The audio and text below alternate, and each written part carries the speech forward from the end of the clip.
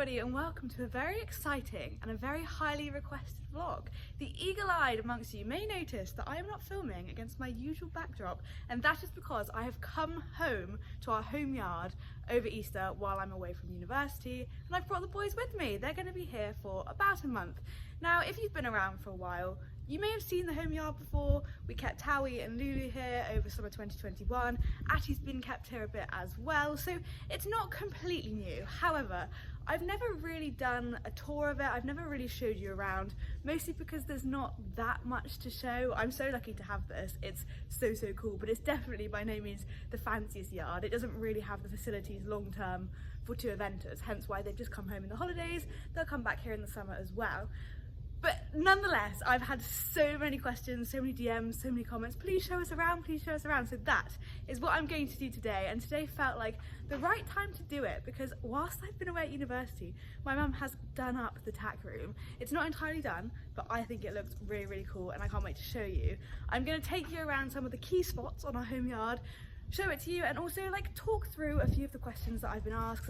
I've had a few of the same questions cropping up recently about the boys, about university, so I thought let's just mix it all together, show you around, answer some questions, and we're all up to speed ahead of plenty of event vlogs to come this month. Okay, come with me because we're going to start this tour by heading out to the fields.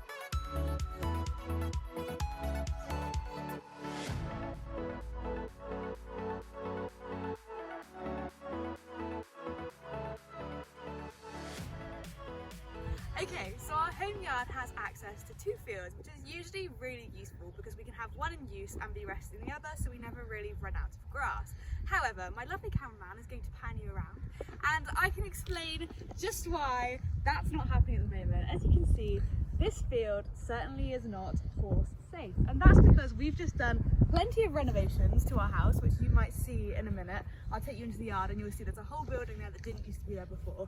And this field, while I was at university, was very much where the builders kept all of their stuff. So as a result, this field is not being used to graze, obviously.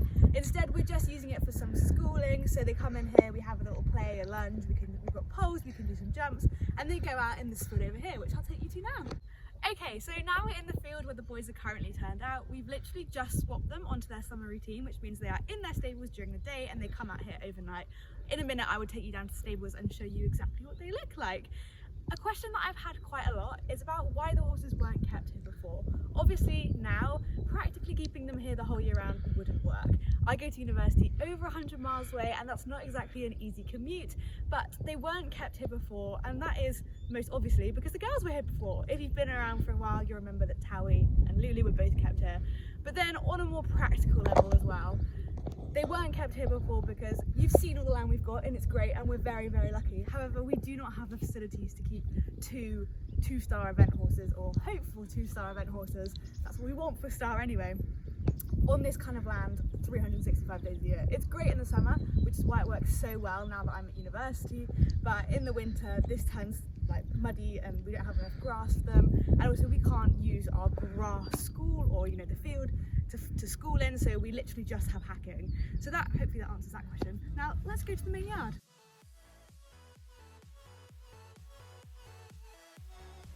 Welcome to the main yard, and a lot has changed since it last featured on my channel, so let's talk about that. That whole building back there, that whole wall that I'm showing you now, that's actually not horsey at all. That's part of our house, which is so cool that I can literally look out and see the boys right there. It's got bedrooms, it's got a gym. What it hasn't got is anything horsey. The boys are obviously there in the stables, and the old tack room, which I just panned past on the right, is actually no longer a tack room. This is our new tack room with the hay shed next door.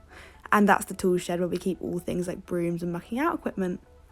Okay, so now I'm here with the boys, I thought it would be a good opportunity to chat to you about what each of them is up to, because again, I get a lot of questions about what the plans are for both of them.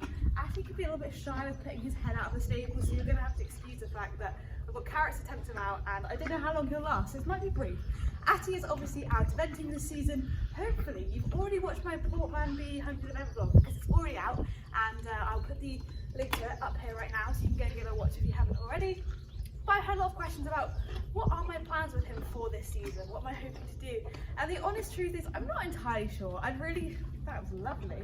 I'd really love to target another 2-star along with him like I did last year at Bishop Burton, because obviously I had that one really annoying run out around a really tough track, and I know that we can get that clear. So that's one thing I want to do.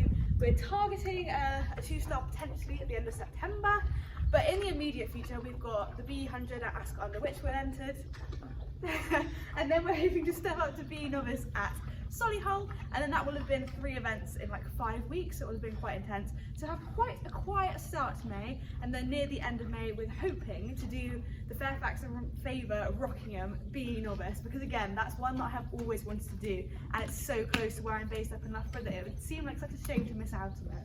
So yeah, Atty is going great, and I'm so pleased with how he's going at the moment, and hopefully that will all manifest itself. And then we've got this guy. I've had a lot, oh, that is a very aggressive technique. I've had a lot of questions about Star. Obviously you've probably not seen loads of him on my YouTube channel in about the last 10 months. He's had an injury, I've spoken to that in a previous vlog, so hopefully you guys are up to date with that. And he's doing really well. We've had a few progress checks, the vets are very happy with him.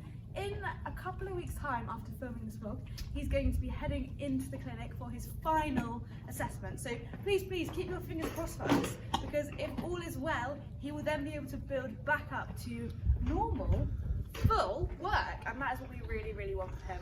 He's currently been walking, trotting. We've just had our first canter of the saddle, and he was so good. I think someone wants attention. Atty's upset when we're talking about him. It's Star's turn. So yes, hopefully you'll see a lot more of this face on this channel over the rest of the year, but obviously we've got to keep our fingers crossed and we can never just assume. And should we get that all clear, of course all of our firsts will be documented right here on this channel, including his first jump, his first outing, so stay tuned for that.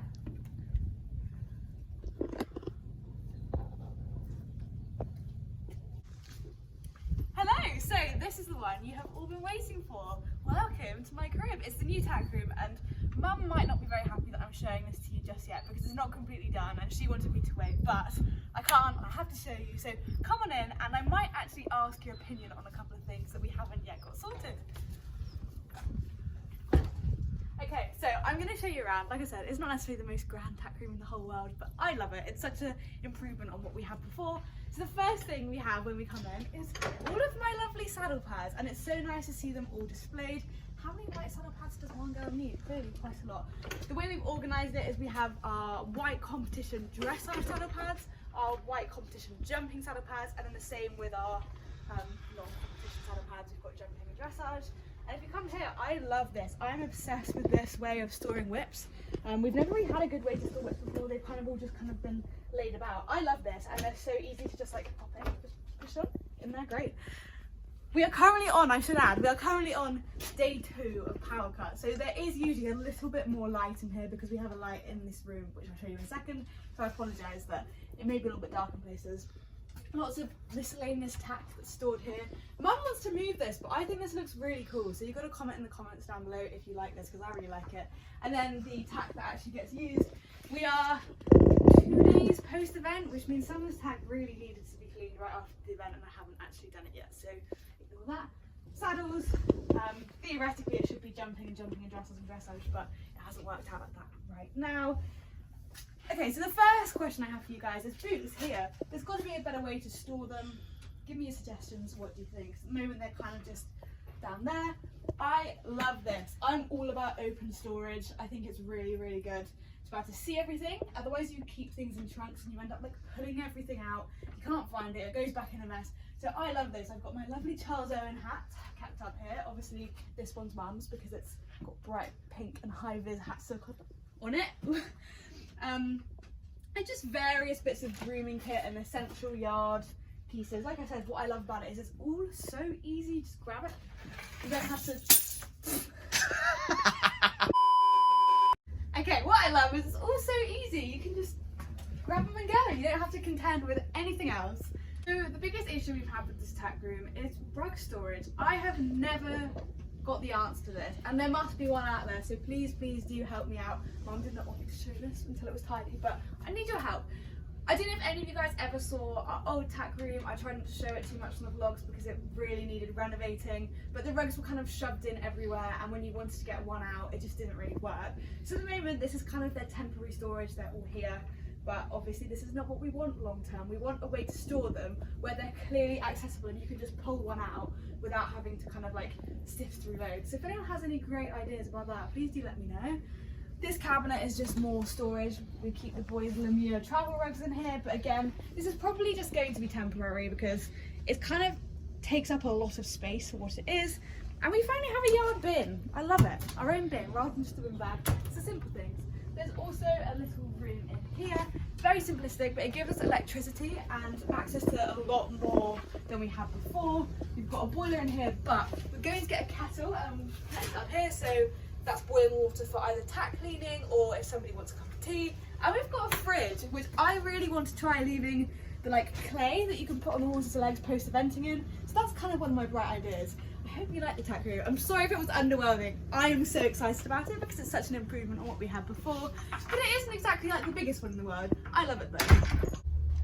Okay, welcome to Atty and Star's favourite part of the entire yard. So much so that if the cameraman pans around, they are both tentatively watching out of their stables now because they think it's dinner time. Star's literally just disappeared when I said that. Oh, it's back!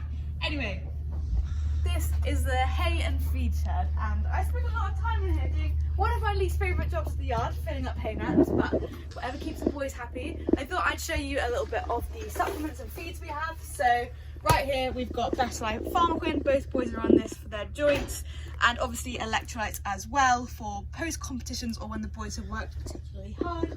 We've got plenty of feed bins, and right now they all have the same thing inside of them. They all have some Spiller's Cool Mix in there because that's what the boys are both on. And yeah, that's pretty much the hay and feed shed.